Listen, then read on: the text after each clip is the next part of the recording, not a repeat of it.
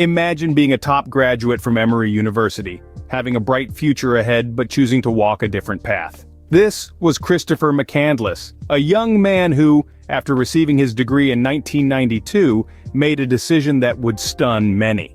Instead of pursuing a career or further studies, McCandless chose to donate his $24,000 of savings to charity and embark on a cross-country journey. This wasn't just a spontaneous road trip, it was a deliberate choice to shatter the chains of societal expectations and seek out a life of adventure.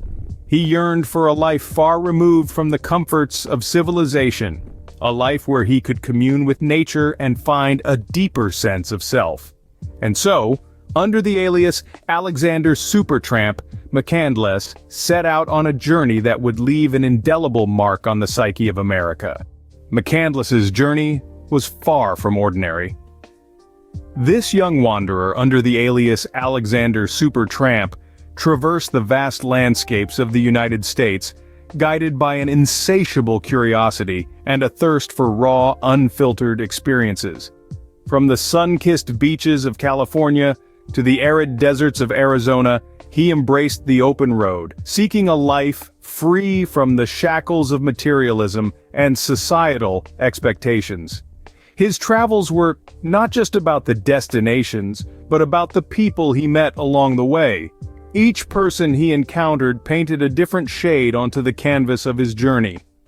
The old man in South Dakota who shared tales of the old frontier, the hippie couple in Oregon who taught him about sustainable living, or the truck driver in Nevada who talked about his dreams of a simpler life. These encounters added depth to his understanding of the world and of himself. McCandless's journey was a testament to his belief in human connection and shared experiences. He sought out the wisdom of others, listened to their stories, and in turn, left a piece of himself with them. The people he met along the way would later recount their encounters with this enigmatic young man, their stories painting a picture of a soul on a quest for meaning, a man who lived by his own rules and followed his heart. His travels across America were not just a physical journey, but a spiritual odyssey. They were a testament to his belief in the transformative power of nature and the human spirit. McCandless's journey was filled with breathtaking landscapes, unforgettable encounters, and lessons learned in the most unexpected places. But this was just the beginning. His journey across America was a stepping stone to a more daunting challenge, a test of endurance and spirit that would take him to the heart of the Alaskan wilderness. His journey was a tapestry of diverse experiences, but the greatest test was yet to come.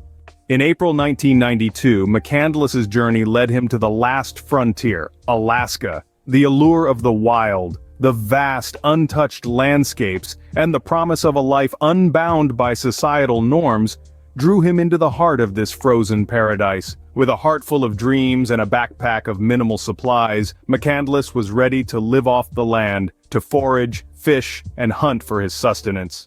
His arrival in Alaska was not marked by fanfare or celebration, but by the quiet acceptance of a man embracing the wilderness. This was not a vacation, but a commitment to a life stripped of conventional comforts and replaced with the raw realities of nature. Alaska, with its harsh environment and breathtaking beauty, was the perfect canvas for McCandless's adventure. As he ventured deeper into the wilderness, McCandless came across an abandoned vehicle, Bus 142, which would become his home, his refuge, his base. The old rusted bus, left behind by construction workers, stood like a relic in the midst of the wild, a stark reminder of human intrusion in nature. Yet for McCandless, it was a sanctuary, a haven amidst the wilderness where he could rest, reflect, and write. Life in Bus 142 was far from easy. It was a battle against the elements, and a lesson in survival. Yet it was here that McCandless truly embraced his alter ego, Alexander Supertramp. He was no longer just a young man from a privileged background, but a pioneer, a wilderness warrior charting his own path in the vast Alaskan frontier. McCandless's days were filled with challenges and discoveries. He hunted, gathered, and learned from the land. He documented his experiences, his thoughts, his triumphs, and his struggles in a journal, a testament to his journey and his evolving relationship with nature.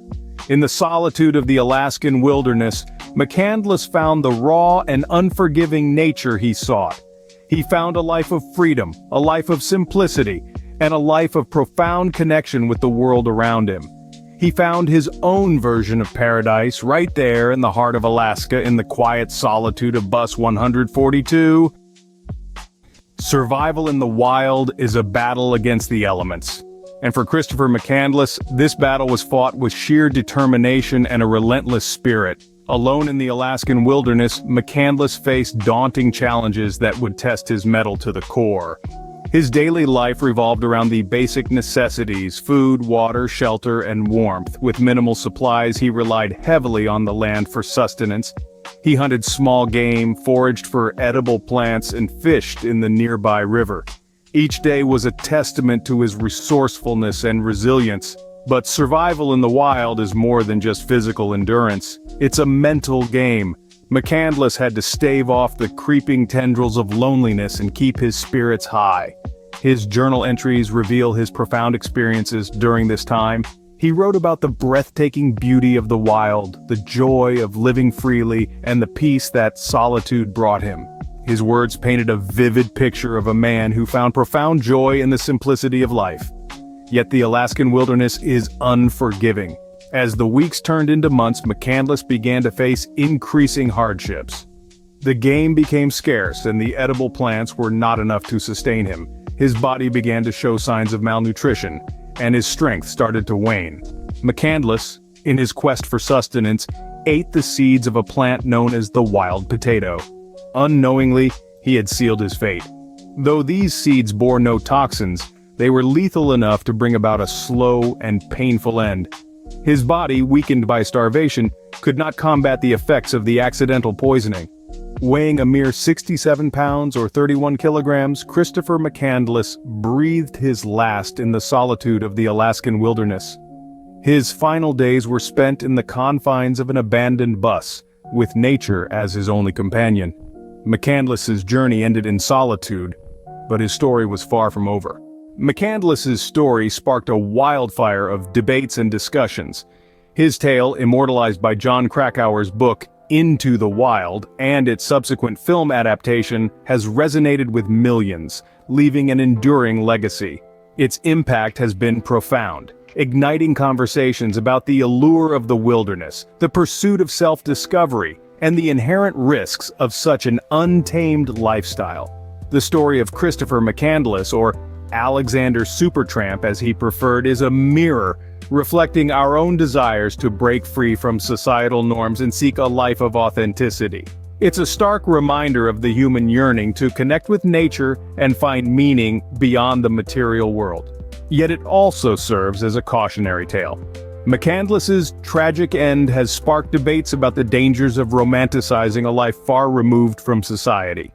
His unfortunate demise has raised questions about preparedness and respect for the unforgiving wilderness. Some see him as a hero, a symbol of rebellion against materialism and societal norms. Others view him as a cautionary tale, a stark reminder of the dangers of naivety and unpreparedness. Yet, despite the controversy, McCandless's legacy endures. His story resonates with those yearning for a deeper connection with nature, those seeking self-discovery, and those questioning the essence of freedom. His journey, as tragic as it was, sheds light on our shared human condition, our intrinsic desire for authenticity, for meaning, and for a life lived true to oneself. In the end, McCandless's story challenges us all to question: what does it mean to truly live? That's it for this time. Please subscribe to the channel, like and share. Until next time.